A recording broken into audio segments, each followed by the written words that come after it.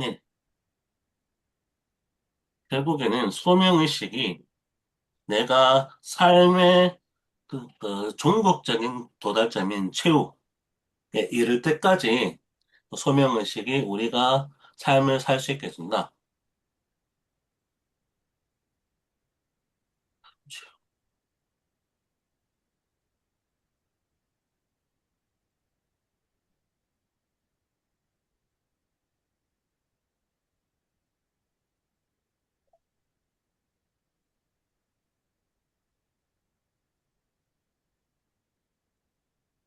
예, 그런 부분들을 얘기하고 있습니다. 그런데 이 소명이라는 것들은 직업과 무관하게 그거 사는 것이고, 그래서 일을 강박적으로 하는 것이 아니라 보듬받은 자로서, 그러니까 내가 중국까지 가는데 그 성과가 나에게 해당될 수도 있고 해당되지 않을 수도 있다라는 의미에서 살아가는 것. 그런 방향에서 그 강박증에 빠진 사람과 보름받은 자로 사는 사람의 한 대조를 피카소와 윌버포스의 대조를 통해서, 피카소는 그래서 그냥 캔버스에 그림을 그리는 자기의 작업, 자기의 성과에 집중하는 그런 방향으로 갔다라면은, 윌버포스는 하나님이 나에게 부여하신 영국 내 노예제 폐지라는 그 사명을 위해 달려가는데, 자기가 거의 죽음에 이르렀을 때 자기 바로 뒷세대에 해당되는 그 소명, 그게 자기에게는 그 성과가 내려지지 않는다더라도 이후 세대에게서는 그게 이어질 때까지 자기는 거기에 대해서 최선을 다해 살아가는 거죠. 그런 삶을 살면서 하는데, 바로 윌버포스가 죽은 이후에, 죽은 그 시점에 실제로 의회가 통과되었다라는 부분. 근데 경우에 따라서는 그렇지 않고 자기 뒷세대에 가서야 이런 소명의식에 기초한 삶이 이루어질 수도 있죠. 그런 부분에 대해서도 나아갈 수 있다는 의미에서, 그냥 일 자체에 빠진, 강박증에 빠진 사람과 하나님이 부여하신 일을 그냥 겸손히 따라가면서 부름받은 자로서 살아가는 것, 그런 부분들의 차이를, 그냥 일에만 두느냐, 아니면 하나님이 부여하신 그런 방향에서 겸손히 나아가느냐, 라는 그런 차이로도 좀 얘기를 하고 있습니다.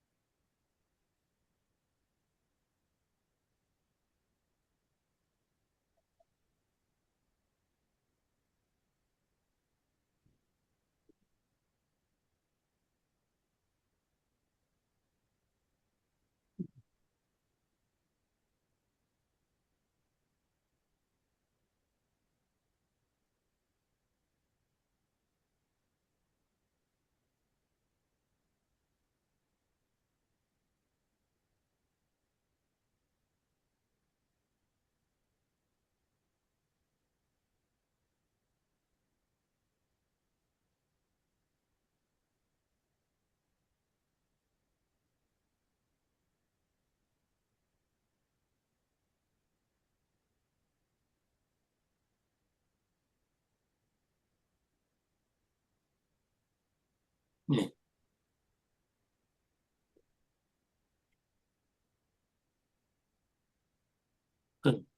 그냥 크게 보면 그렇게 좀 얘기가 되는 것 같습니다.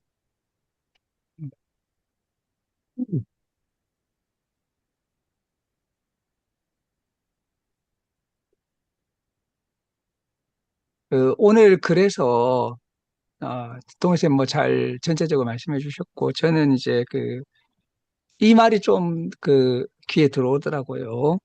이 가장 중요한 사실은 죽음이라는 최후의 부르심이 일단 이제 죽음이 부르심이라고 얘기하고 있고 이 세속적인 관점에서는 종결이지만 영적인 관점에서는 인생의 절정이다.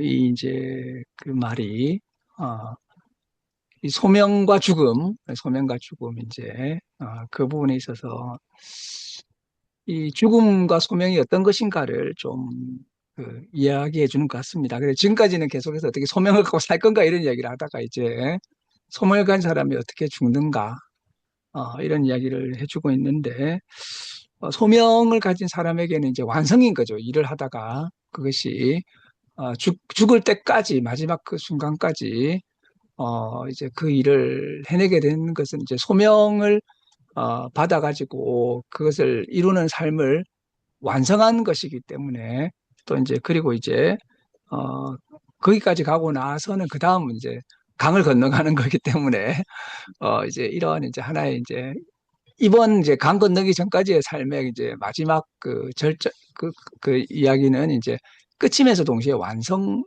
절정이자 완성, 뭐 이런 의미에서 생각될 수 있다. 이런 이야기가 좀 이렇게 생각을 많이 불러일으켰던 것 같습니다. 네.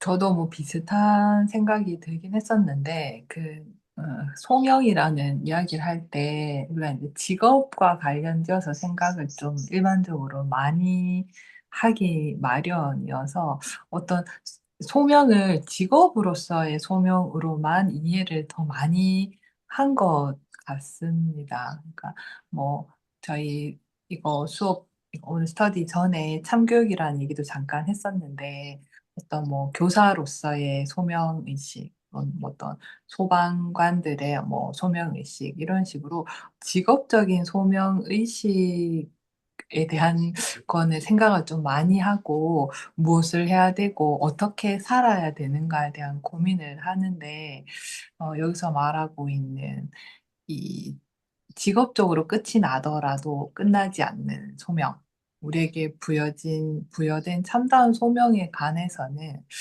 간단한 직업으로서의 소명만큼도 별로 생각하지 않고 있는 것 같다라는, 저는 오늘 그런 생각이 좀 들었습니다. 예, 그래서 소명이 직업보다 더 얘기가 되기 때문에 사실 그런 의미에서 얘기를 해보면은 직업이라는 것들은 그러니까 이 소명을 이루는 방향에 있어서 하나의 도구이기 때문에 이 도구에서 벗어나도 소명은 계속 가지고 살아가야 된다는 의미가 나올 수가 있게 되죠. 물론 나에게 부여된 소명이란 하나님 부여하신 거라는 것들은 조금 더 구체화되는 것들이 필요하겠지만 그런 방향에서 예전에 어떤 선생님이 그런 얘기를 했는 적이 있었는데 너희가 장래의 마음을 직업으로 생각하지 마라. 오히려 그 가치관을 담면 나는 이런 삶을 살겠다라는 것들을 장래희망이든지 꿈으로 생각을 하고 그러면은 그런 그 꿈을 가지게 되면은 내가 그 직업을 가지지 않는다 하더라도 다른 직업을 통해서든 그런 가치관을 추구하면서 살 수가 있는데 그게 아니게 되면 그냥 직업만을 목표로 하게 되면은 그거를 상실하게 되는 순간 그냥 삶의 방향이 아예 잃어버린다라는 부분들 얘기하고 있는데 약간 비슷한 부분이기도 하죠. 네. 그래서 이거 얘기할 때 중간에 떠올랐던 게 제가 히브리서 11장 뒷부분에서 믿음장이라고 얘기를 하죠. 믿음장으로 얘기할 때 선조들이 삶에서 믿음을 통해서 자기에게 부여된 소명들을 살아간 사람들의 예시를 들어서 믿음으로 아브라함은 뭐 아직 가나안 땅이라는 것을 보지 못했지만 그런 비전을 보면서 살아갔고 이런 얘기를 하다가 그 그러다가 정리하고 나서 믿음으로 칼을 이기기도 하고 이런 얘기를 하다가 뒷부분에 보면은 오히려 순교한 사람들의 얘기를 하고 있는데 믿음으로 그게 그냥 뭔가 성취라는 의미에서 보면 실패라고 보이지만 그게 또 다른 측면에서 세상이 감당하지 못하는 사람이라는 의미에서 그건 역시도 땅에서 완전히 그것을 얻지 못하고 유리하면서 사는 사람들 그것이 일종의 믿음이기도 하다라는 부분들이 11장 뒷부분에 보면 조명되고 있는 부분들이 있는데 그렇게 사는 것까지도 포괄이 될 수가 있는 거가 되죠. 그게 세속적으로 보면 실패지만 그렇지 않다는 얘기가 가능하다는 얘기인 것 같아요. 그래, 그 행위 소명과 존재 소명을 구분하면서 둘 다 있어야 된다. 근데 이게 참 맞는 게 소명은 직업 이전에도 있어야 되고 직업 이후에도 있어야 된다. 그 직업이 끝나도 소명은 끝나지 않고 직업에서 은퇴해도 소명은 끝나지 않고 직업에서 실직해도 소명은 이제 계속 있다. 뭐 이렇게 이야기하면서 이 두 가지가 함께 있는데 보다 근본적인 것이 이제 이런 이제 그 소명이 아닌가 이런 생각이 듭니다. 네. 제가 생각하기에는 글과 죽음 이런 것들 공통점이 뭐냐면 태어나고 이런 물리 현상들은 다 증명이 가능한데 글과 죽음 이후의 내용들은 다 상상에 의한 것들이라는 거죠. 음, 예.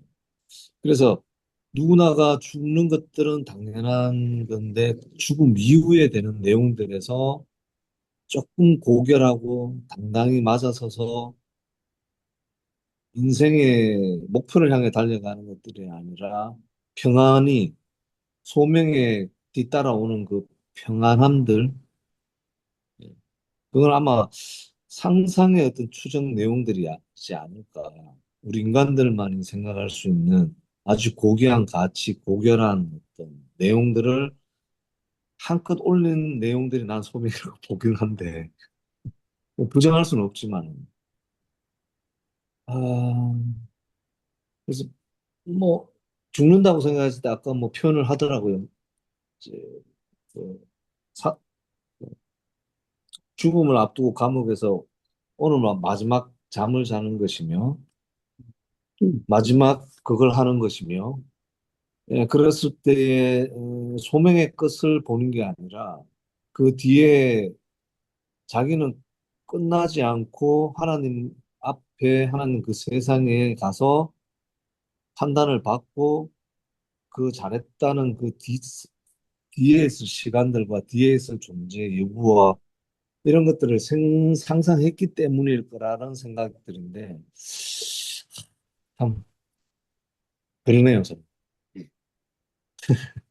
예. 과연 이 상상에 의한 것들이 아닌가라는 생각도 들고 예. 예, 사실 그거는 확인하기가 힘든 부분들이죠. 죽음 이후에 하나님이 그 일을 다 완성했다고 말하시는 부분들은 확인할 수 있는 영역은 아니지만은 이거를 우리가 흔히 얘기하듯이 그러니까 이곳이 나의 고향이 아니라 천국의 바로 본향이라는 그 방향에서 살아가기 때문에 여기에서 삶의 그 끝남이라는 것들도 그냥 아쉬움이 아니다. 라고 볼 수 있는 관점에 기초할 때 얘기가 가능한 것인데 그런 부분들, 그걸 또 얘기하고 있는 부분이어서 그런데 그 부분들은 이 사람이 그렇게 되었다라는 부분들은 우리가 믿음으로 고백하는 것이지 확인할 수 있는 영역은 아니어서 참 어려운 부분들이긴 한데 그 얘기까지도 좀 포괄하고 있는 것 같습니다. 이 시간이 좀 길어지고 있네요. 어, 여기서 좀 마무리를 해야 될 것 같습니다. 네. 네. 거의 11시 다 됐는데